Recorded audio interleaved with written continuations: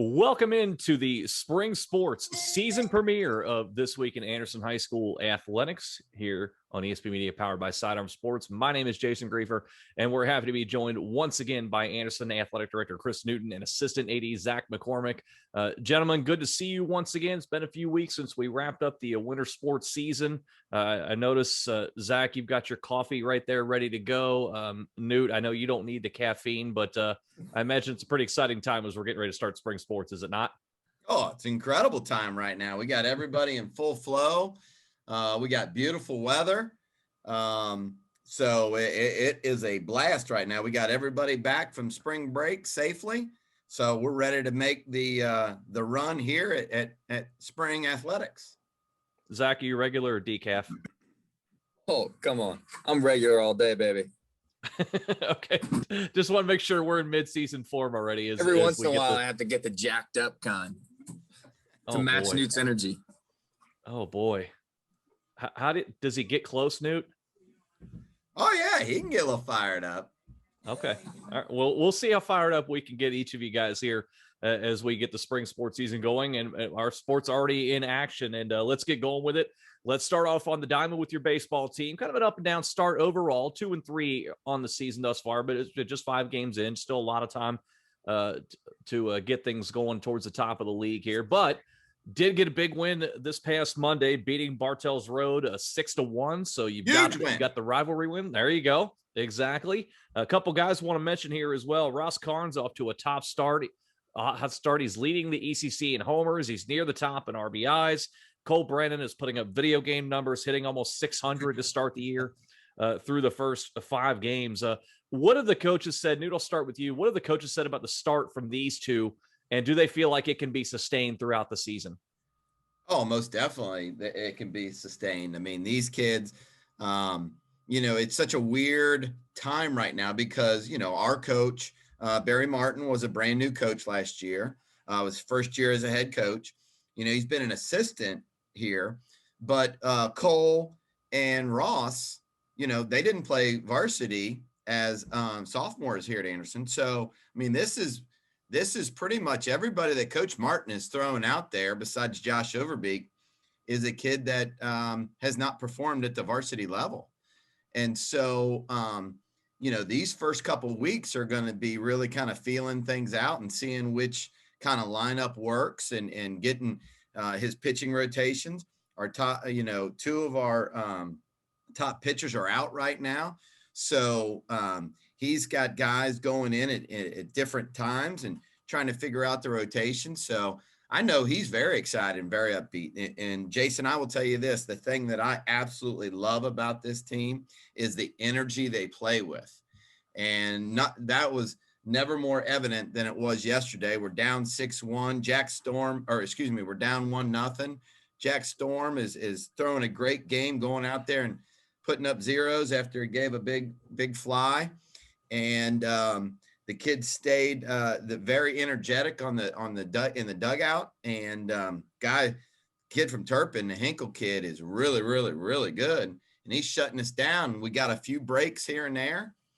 And the energy took over, and we just went at it and got the 6-1 win. But that energy is awesome, and you can't coach that. That has to come from within. Zach, how nice of it was it to see from your perspective to see your pitching staff limit this Bartels Road team to just 1 run? The last time we saw anybody on the diamond 2 years ago, this is a Bartels Road team that made a pretty significant run in the postseason.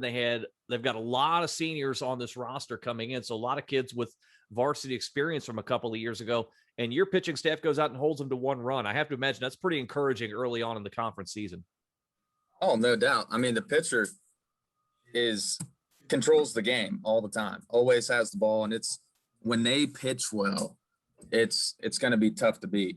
And then when we got guys like Ross and Cole hitting like they are right now, it's fun to watch because we're going to hold teams low, hopefully, when we pitch that well. And then when we're hitting like that and the bats are rolling, it's fun to watch. So our pitching staff's definitely happy.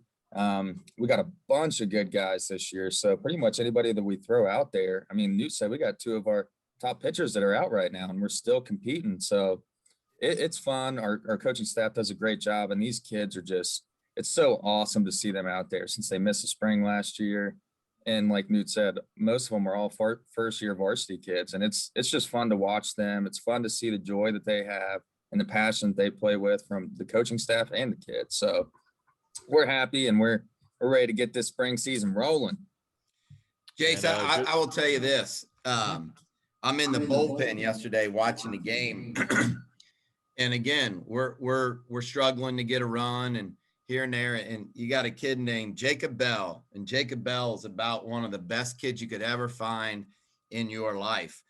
And the kid is chomping at the bit. I can see how excited, and he's never once stepped on a varsity baseball field.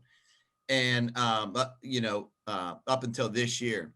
And like I said, he is just chomping at the bit. And coach goes up to him and, how you feel, Jacob? Jacob's like, I am fantastic and I'm ready to go. And just to see a kid want the ball like that, and he couldn't wait to get out on the mound. I mean, he sprinted to the mound, and just to watch how much fun he was having performing. And again, seeing a kid want the ball and seeing a kid perform at that level, oh my God, it's as good as it can get. And kudos to Jacob and his teammates. But I just had to mention that young man because you don't get a better kid than this guy. And how hard he works. He's bought into our off-season strength and conditioning program that Coach Sabo has run. And it was just so rewarding to see this kid. Well, it's good to see kids accepting that role and doing what they're asked to do, not only on the field, but as you said, that off-season strength and conditioning. And good to see those results paying off early. Still a long way to go in the season, of course. Let's switch over to the other side of the diamond. Let's talk about your softball team. Start off the year on opening day with a really nice 10-3 win over Sycamore. Last two games a little rougher. Your pitching staff's been hit pretty good by Little Miami and Goshen, giving up 25 runs in those two games. I'm looking at the schedule right now, and I am by the time we're recording this on Tuesday, April 6th, they have 1 day off between now and April the 16th. So first of all, Newt, why? Doggone AD, man. I got to tell you, he kind of loses track of days sometimes. It's and a lot. We're going to be talking about that as we go along during the spring sports season. A lot of games that are really condensed a time frame. So a lot of games to be talking about here. We've got 6 games between now and the next time we reconvene next week, starting with Little Miami and then Bartels Road on Wednesday. Zach, let me turn to you first with the softball team. Given that these last 2 games have not gone very well and you've lost big in both, can it be a good thing that they have so many games coming up? They don't necessarily have time to sit there and think and let the mental side of it affect their physical side of play on the field?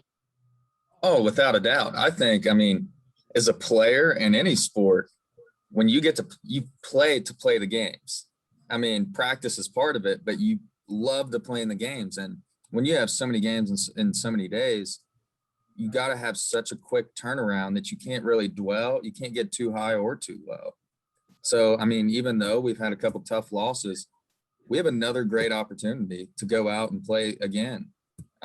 Every day pretty much, which is awesome. So every day is a new opportunity. We're excited. And I hope that the girls continue to be happy and have a positive attitude as they have been all year so far. And I'm just looking forward to it. We've got some really talented girls out there and just phenomenal kids.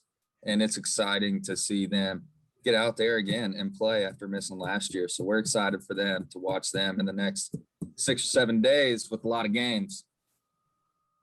Newt, how is the coaching staff embracing that idea and also trying to get the girls in the right mindset day after day, especially, after a couple of games that really got out of hand?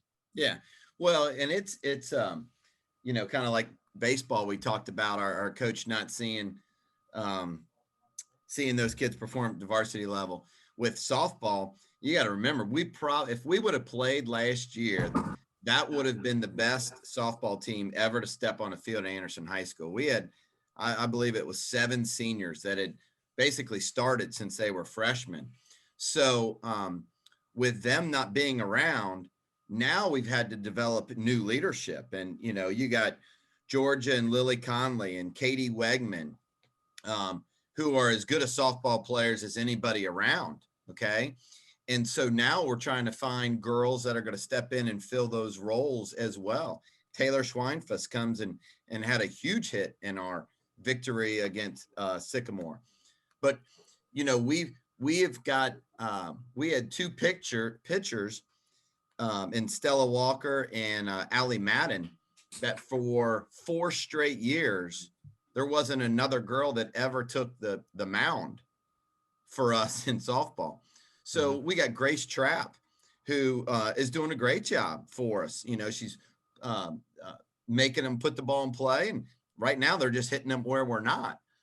Katie Carper's worked really hard to get on the mound. So our coaches knew coming into the year that, you know, these first couple of weeks were going to be interesting for these girls to get out there and get after it. And so they're very upbeat. We go back at Little Miami again today, and we see they beat us 13-3. So we're going to see if we got any better in the last week. And, you know, like Zach said, we got great kids. We got a girl named Anna Burke. Anna Burke has worked her tail end off all year long. She's bought into our strength and conditioning. She's got her first opportunity to play varsity softball. And so it's so excited to see those kind of kids get their opportunity and make what they can with it. What do you guys make of the way the schedule is set up, not only for baseball, but for softball? We always talk about, you know, you go through the league once, then you start it over the second half of the season. You kind of go through the league again. This year, with everything the way it is and the protocol still obviously in place, we're scheduling conference opponents twice in a matter of 3 or 4 days, and then we're done with them for the season. How do you make sense of all that? Well, you know, from a baseball standpoint, the kid we faced yesterday, William Hinkle from Turpin. Okay. I hope we play Wednesday. I'm sure Turpin's got a bunch of other good pitchers, but I don't want to see him throw against us again. So the way you set baseball up is, you know, in this situation, you got to have multiple pitchers. You got to be a real team to win this style of league play. And you know, the same for us with Jack Storm. I'm sure when Turpin rolls over here tomorrow, they don't want to see Jack Storm and Jacob Bell go at him again. So, you know, we've got to have somebody else step up. Kyle Girding's going to get the ball, I believe, Wednesday. So he's going to have to step up. And so what it is, you know, you don't have the same kid that's able to throw against the top tier team. And so personally, I love it because what that does, by the end of the year, you find out who the best team was, not who the best player on a team was. You know, you got, I've seen it years before where you got a top pitcher goes 6-0 against the top 3 teams, you know, and that team loses to the teams at the bottom of the league standings because they don't have other guys. So this is a true a team concept, and there's nothing better I love than that.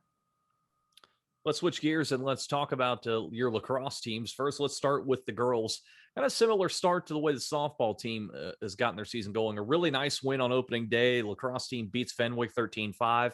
And then a couple tough losses after that, 17-8 to Ursuline and 15-10 to Hilliard-Davidson. They've had some time now to kind of retool some things since that Hilliard-Davidson match back on the 27th of March here. You've got Seton coming up. Pretty tough non-conference schedule before you get into a ECC play on Thursday against Lebanon. Zach, what's been the focus for the team, given they've had some time to get some training in since their last time out?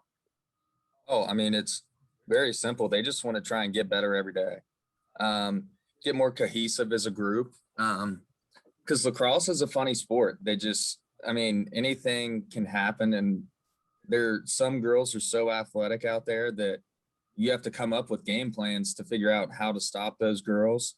And I mean, really just try and focus on ourselves during that week, kind of that we had off a little bit, is really focus on ourselves and get better and figure out what we do best and not kind of worry about other teams as you do a lot when you get into league play. So we're led by a bunch of great girls there. Olivia Leonard, we got Alyssa Grody in the goal, who's really good. Jess Swaney, just a bunch of great kids, as we always say. So anytime that you're led by great kids who have a great work ethic and a positive attitude, it kind of takes care of itself. I mean, it kind of mushes with the rest of the team, and they all kind of absorb that positivity. And I'm excited. They have a great opportunity against Seton tonight. And I'm really just looking forward to watching those great kids go out there and hopefully get a dub tonight. Dude, as I talked about with the non-conference schedule being the way it is, and this is a very tough non-conference schedule to start the season, 5 of the first 6 out of the league.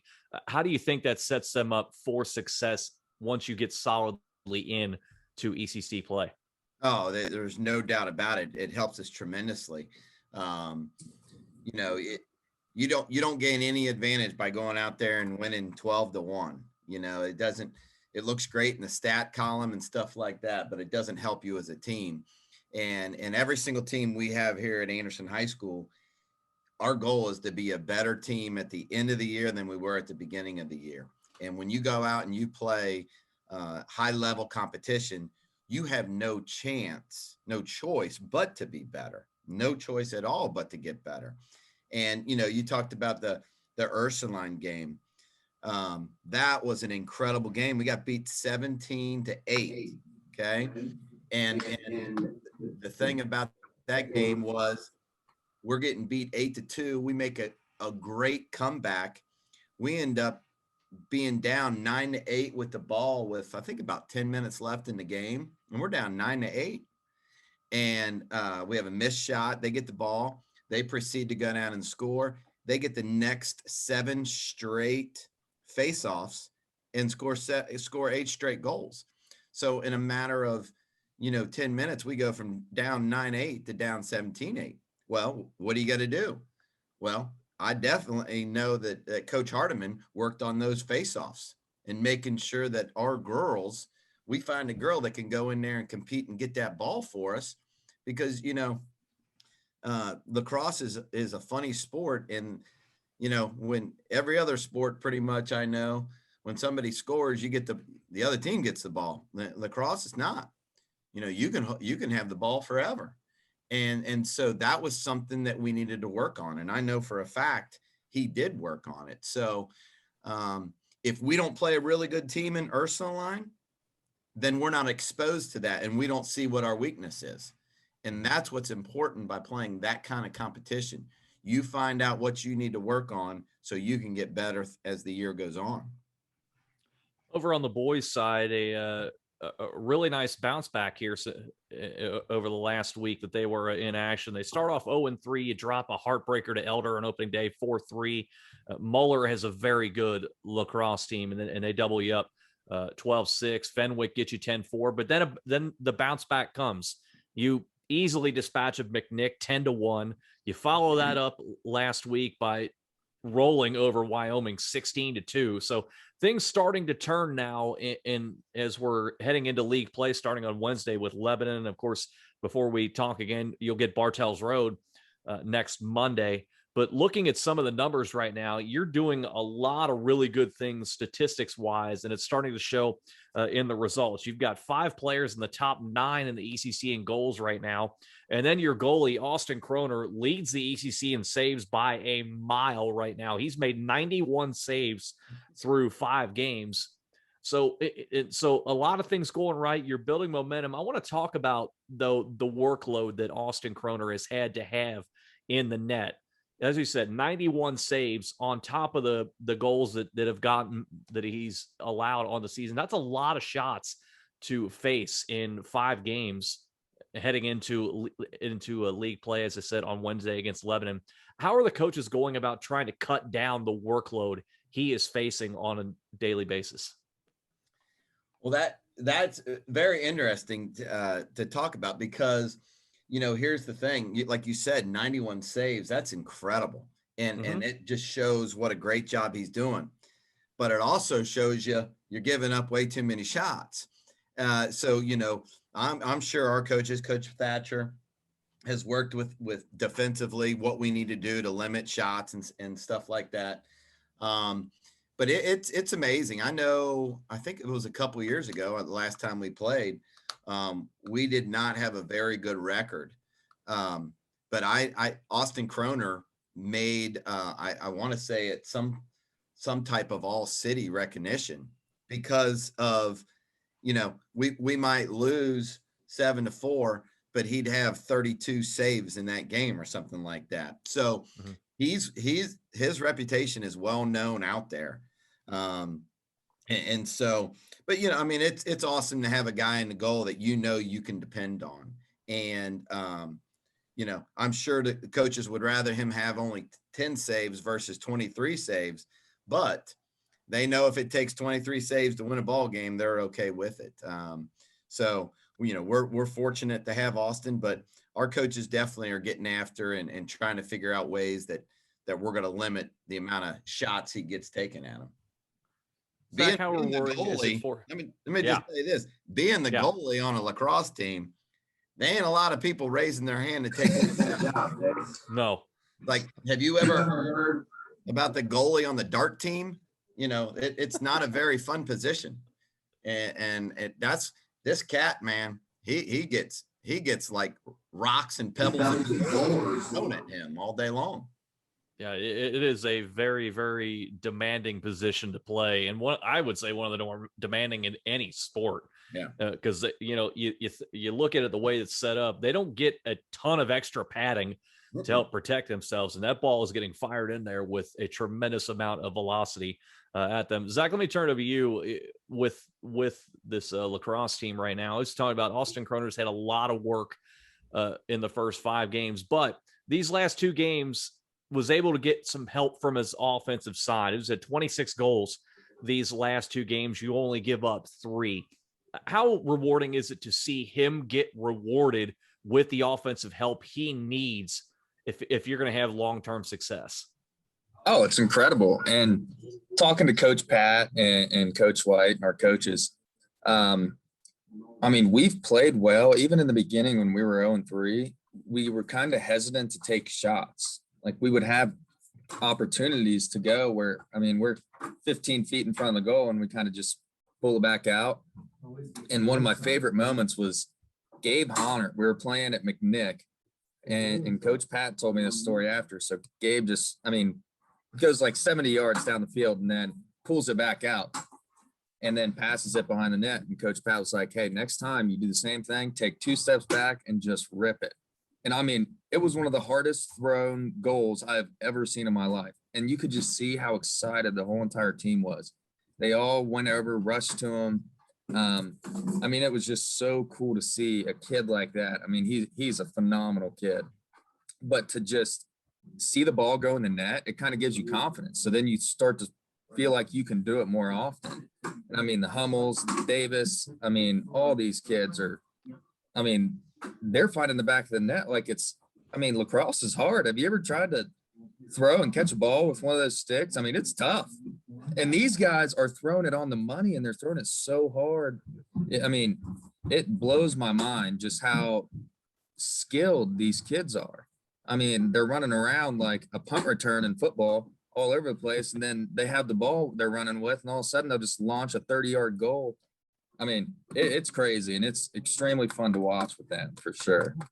Do you look at that as maybe like kind of like a light bulb situation? Like, aha, I can do this, but my coach is encouraging me to let it fly as opposed to try to work it around the perimeter and try and work through your set plays, that you can just go ahead and your coach is going to tell you, go ahead and let it fire. That's the best words ever in sports. Shoot the ball. Are you kidding me? That's like hearing the best thing ever. That's like somebody handing you $1 million. That's just what you want to do. So, yeah, the coaches are super encouraging. And when they get into it with the kids of putting it in their head of, hey man, shoot the ball. Like, we trust you. We want you to shoot the ball and score. I think the light bulb clicked with some of those kids, and I mean, it's fun to see it pay off. Spoken like a true former player. Always happy to hear the words "shoot the ball." So, yeah. Notice but, I didn't talk about the defense as much. I talk about shooting. Well, you've got Newt as your defensive coordinator. He was talking. He touched on that a moment ago. Let's change gears here and let's move on to the track and another sport that's a lot of fun to watch and only a select number of special athletes can do, and that's track and field. And they're getting underway. We've got a couple of meets already in the books thus far on the season here. So we're just really getting going, and we're getting familiar with some of the student athletes and who's going to star in what different types of disciplines. Newt, give us a couple of names from either side to keep an eye on, whose names we're going to be talking about as the season goes along. Well, definitely Ian Loudon from the boys' side. He is he's a proven commodity that we have here at Anderson. And, so many of these kids are new because we haven't seen them. Ian Loudon, we've seen, that's for sure. So he's going to be up there in the high jump. He's going to be up there in the hurdles. He's going to be one of our main point getters this year, without a doubt. And from the girls' standpoint, you've heard this name before, Catherine Dorsey. She has she's been to the state competition before. I hope she gets us back this year. Kendall Peoples as well. So we got a lot of kids that are anxious about the opportunities, but for the mainstay individuals that we have, it's definitely Ian Loudon and Catherine Dorsey are going to be the ones that are going to be our go-to people. But there's a lot of other individuals that are stepping up, and we have a young lady, Shannon Jordan, as a freshman. Man, she's performed very well for us. So Sean Gibbons has done a great job in the discus. Bobby Stanyard, a freshman, football, wrestler, track athlete, just won the Ross Invitational in the shot put. So this is going to be a good week because we get after the Coaches Classic, and this is going to be great competition. So we'll see where we stand with this with Wednesday and Friday. In general, Zach, I'll start with you on this one. As we all know, we didn't have a spring sports season a year ago, so most of these sports have just maybe a handful of kids. Sometimes some places may not have any kids back from 2 years ago to compete this year at the varsity level.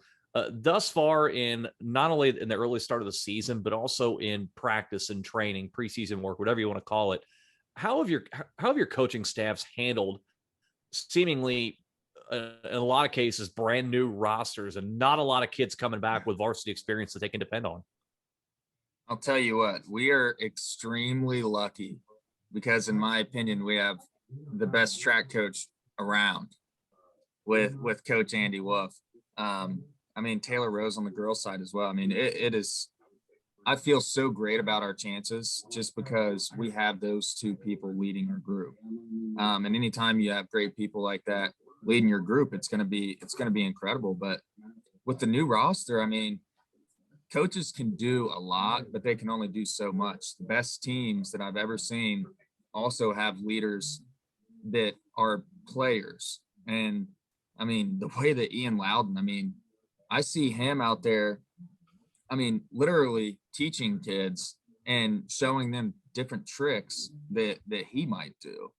And the same with Catherine Dorsey on the girls' side. And even in our throwers, it's so fun to see. Like, we have Bobby Stanyard, a freshman, who, he won the shot put in his first ever match. That's insane.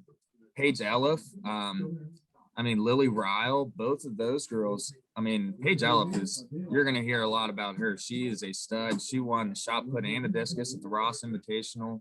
Emma Stenger won first in 1600 meter. Lily Ryle was first in pole vault. It's just, when you have great kids, I keep going back to saying that they're great kids and great people, but that is so important because you know that they're all about the right things and they're all about the kids first. And anytime that you have somebody like Andy and Taylor leading your group, we're going to be in a pretty good spot. So we're excited to see how kind of they deal with the whole new roster throughout the entire year, but I feel good about our chances. You know, Jason, I'm going to say this, and Zach did a great job bringing up Paige Elliff. I wanted to, that when you are able to have that internal competition, that's when it's incredible, because Paige Elliff and Aiden Orth, I'm sorry, are great shot put and discus competitors. And they're going to be, you know, like Paige just won, you know, the shot put and discus, and Aiden, I believe, came in second and third, or maybe even second in both. And when those two go up to practice, and I've seen them at practice before, they work with each other and constantly try to get each other to be better, even though they're competing against each other at all times. And when you can have teammates competing against each other and trying to get each other better while they're trying to beat them, you got something good going. And that's the kind of environment that Coach Wolf and Coach Rose foster, and Coach Walla as our throwers coach. That's the kind of environment that they foster, and it's going to be fun to watch these kids this year. Competition breeds success, not only there, but it's a good transition into the final sport we've yet to talk about here on the season premiere of the podcast, and that's your tennis team. And boy, have they come firing out of the gates thus far. 4-0 to start the year. Beat Bartels Road in the opener 4-1. You beat Elder 4-1. Sweep Lebanon 5-0, and then beat Walnut Hills this past Monday 3-2. You'll get Bartels Road coming up again, Summit, Milford, Marymount before we talk again next year. Who has stood out to you guys right now in the early going? Is there one person you can say has stood out? Because not only do we see the team results, but also the individual results right now, and everybody's pouring in the wins early on in the season. Yeah, they are doing a great job from a whole team concept. Again, we were on spring break last week, and you know, we had some kids that did go on spring break. Well, it didn't stop us. We just brought kids up that were on the JV team, brought them up to varsity, and I love that about our coach. We're not going to move a game around. We're going to play with who we got. And those young kids stepped up and got it done, and won some. You know, we got some big victories in matches. But you know, we've got a hammer in Payson Scott, and that's the kind of thing. You know, if you got a one pitcher that you can put out on the mound, and you know you're going to win that game, it makes life a lot easier. Here, Payson Scott, we can throw him out there, and he can beat anybody in the state. And that's what's so exciting, to have a guy like this that you know you can count on. You know, he's your bell cow, that's for sure. So he's up for Player of the Week again, as our team is up for Player of the Week. But you know, he had a big win yesterday versus Walnut Hills. And again, we've talked about watching kids, you know, work to get to this point. Payson Scott is a kid that has just worked like crazy. He's played in all those summer tournaments. He's played all through the fall. He goes inside and plays all winter. And now it's time to show what he's got. And he is performing at a very high level. So we're excited about watching these kids continue to progress and challenge for a league title. Zach, back in your playing days, you were a big focal point of opposing teams trying to stop you. Everybody look and say, okay, you know, McCormick, yeah, we need to put an eye on him. We need to maybe shadow an extra defender on him. He's a guy we got to try and stop, because we know what he's going to bring. He's going to bring his A game every time out. And we're seeing that early right now with Payson Scott. As Newt said, he feels like, you know, he's as good as anybody in the state, can beat anybody in the state on any given day right now. He's 4-0 thus far on the season. Can you relate to that perspective from Payson, that not only is he the guy, but the other teams know, hey, this is the clear number one, and if we're going to beat him, we have to bring our A+ game? Yeah, well, I appreciate it. But no, Payson is an incredible kid, and he is more talented than I was, no doubt. And one of my favorite things is, I mean, I think Newt and I might have been the only people here sometimes last year during the pandemic. And everything was shut down, but we would see Payson out there hitting balls on the tennis court. I mean, before everything really shut down and you weren't allowed. I mean, that just goes to show the kind of kid he is. And when you work that hard, I always said when you work, it takes care of itself. So Payson knows exactly what he's done in his life and how much work he's put in. And I think he feels anytime somebody lines up across him that they might be more talented than him, it's very unlikely, but he knows that pretty much everybody he's worked harder than. And when you can say that, I mean, that's a huge accomplishment. And that also gives you confidence. So anytime that you put in the work like that, you're ready to go. And he's got a great mindset. He's a confident kid, but he's a phenomenal kid. And he helps out the rest of the crew. And we got the Zhao brothers. We got Nick Hensley. I mean, we have so many other kids that Payson helps elevate those kids as well. And they help Payson because most of the time when you have somebody that good, it's kind of hard to, with competition in practice. Let me tell you, it's still hard competition in practice with the Zhao brothers and Nick Hensley and those kids, man. I mean, they're all good. And it's just fun to watch and see them all play together in practice and then also learn to play as a team against other people that they haven't done in 2 years. So it's incredible. Payson's awesome. And I just can't wait to enjoy this ride and happy to watch his growth throughout this year. I know it's early in the season. We only have two conference matches under the belt right now, so it's still a long way to go. But with all the depth that you have, Scott, the Zhao brothers, the other guys we haven't mentioned yet, and we will as the season goes along, not only in singles but in doubles as well. Newt, how do you feel about your team's chances to compete in the league this year? You've never won the league title, but do you feel like you've got a team this year with as deep as it is that can make a serious run at it? Oh, without a doubt. Without a doubt. I mean, our expectations are, obviously we want to get better each and every day, but those are our, goals for each day. But I mean, our goals are definitely to win the league title.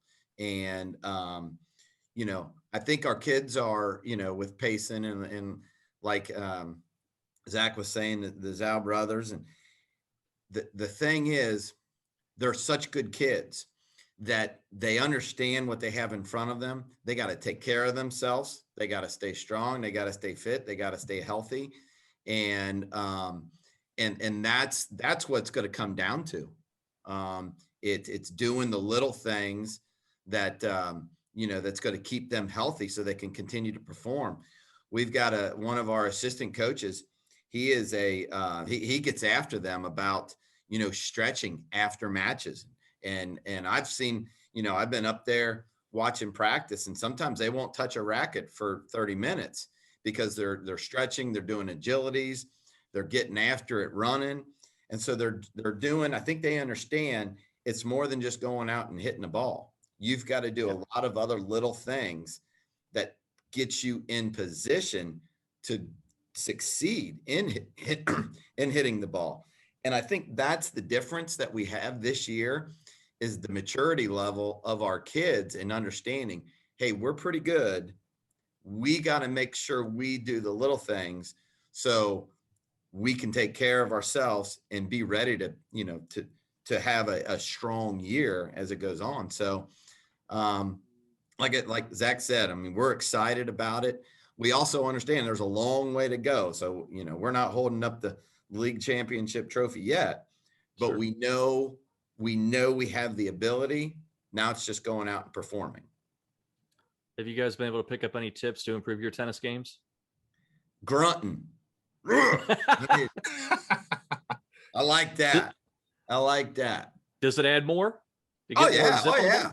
I added a little couple revolutions of spins on my ball, on my serve. Zach, how about you? Forehand, backhand, over the top. What's your best shot right now? Let's just say that if somebody hits it to my backhand, I have to run all the way to the other side of the ball so I can hit my forehand. Tennis is not my strong suit. We'll see if we can get Payson Scott to take on the role of player coach as we go along. on the season to help out the guys right here. But we got a long way to see what happens, not only there, but with the development of all of our spring sports teams here, as we're just getting going here in the spring sports season. Boys, certainly appreciate the time. Looking forward to it again next week. Heck yeah, brother. It's good to see you again. Appreciate Good it. to have. Yes, good to see you guys once again. Good to have the podcast back in mid-season form, even though we are wrapping up here today the spring sports season premiere of This Week in Anderson High School Sports here in ESP Media, powered by Sidearm Sports.